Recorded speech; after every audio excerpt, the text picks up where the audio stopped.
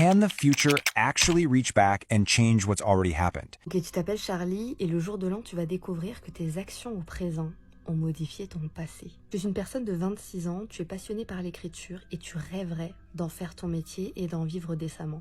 Le problème, c'est qu'en fait, la passion, ça ne paye pas les factures et tu as passé la pire année de ta vie. 2025, c'était vraiment l'année des catastrophes. Non seulement tu n'as atteint aucun des objectifs que tu t'étais fixé cette année, tu n'as eu que des refus aux manuscrits que tu as envoyés.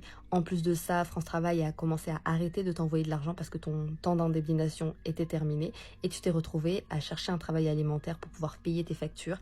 Et ce travail alimentaire t'a pris tellement de temps que tu n'en avais plus assez pour ta passion et donc tu as arrêté d'écrire et tu es complètement découragé par le milieu. Et en fait, tu arrives en cette fin d'année complètement cabossé, découragé, les rêves en miettes avec une dépression qui pointe le bout de son nez et tu passes ton temps à repasser tes souvenirs dans ta tête et à te dire que si jamais tel événement s'était passé différemment, aujourd'hui tu n'en serais pas là. Si jamais telle rencontre s'était passée différemment, si tu avais dit telle chose différemment, peut-être qu'aujourd'hui en fait tu aurais peut-être signé un contrat d'édition et tu serais pas là à mendier des miettes à la caisse d'un supermarché. Et plus tu penses à tout ce qui aurait pu se dérouler différemment, plus tu te renfermes sur toi-même, dans ton aigreur, ta noirceur et tes regrets.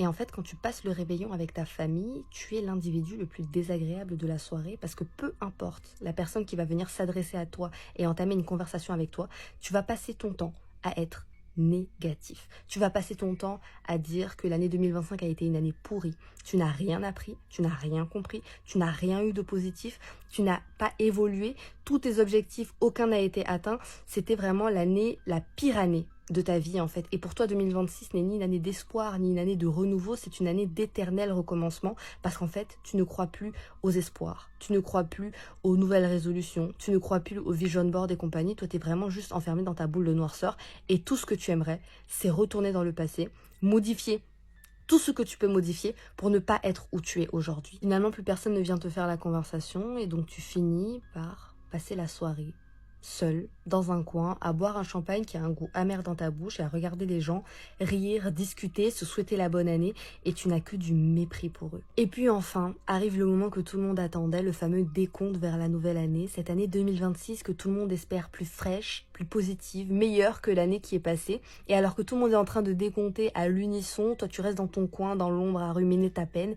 Et enfin, minuit sonne, tout le monde saute de joie, s'embrasse et fait des vœux pour l'année à venir. Toi, tu es toujours dans ton coin, tu ne participes pas aux effusions de joie et tu ne fais un seul vœu, ironique, revenir dans le passé pour tout changer. Avec un sourire là, tu lèves ta coupe de champagne et tu bois tout cul sec. Sauf que là, tu as un petit vertige, tu trébuches un peu et quand tu reviens à toi, quelque chose a changé. Tu cherches quoi dans la soirée, tu ne comprends pas et puis ça te frappe d'un coup. Les gens qui sont face à toi ne sont pas les mêmes qui étaient là avant que tu boives ta coupe de champagne. Autour de toi, les décorations, les banderoles qui sont censées annoncer bonne année 2026 annoncent bonne année 2025. Tu as l'impression que c'est l'alcool qui te monte à la tête, peut-être un coup de fatigue que tu ne comprends pas, mais sur ton téléphone, il est bien marqué 2025. Pire encore, quand tu vas sur tes réseaux sociaux, tu remarques que toutes les publications que tu as faites pendant l'année 2025 n'existent plus. Tu paniques, tu comprends pas ce qui t'arrive, tu te dis que c'est peut-être l'alcool et tout, et donc tu finis la soirée, tu vas te coucher. Mais le lendemain, le cauchemar continue. Tu es en 2025 et non pas en 2026. Et donc tout ce qui s'est passé pendant cette année est à refaire. Tu es sur une page blanche, une page vierge. Au début, ça te semble comme une malédiction, une montagne impossible à gravir, parce que refaire toute une année que tu as déjà faite, c'est un cauchemar. Mais après, tu te rappelles que c'est ton vœu.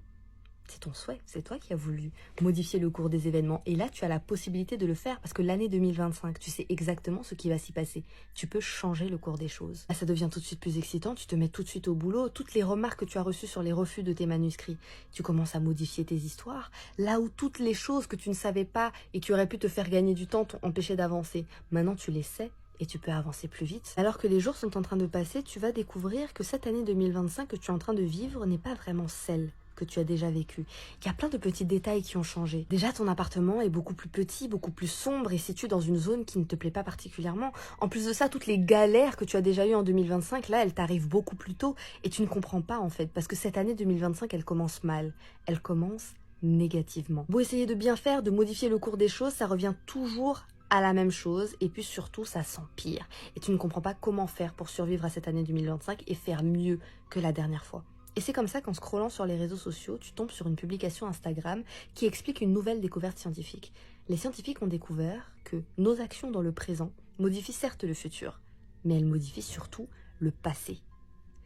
Ta version du présent va modifier ta version du passé pour que celle-ci corresponde à ta version du présent. Et c'est grâce à ce post Instagram que tu comprends. Ça te fait l'effet d'un déclic. Avant de revenir dans le passé, au nouvel an, tu as été une personne extrêmement négative.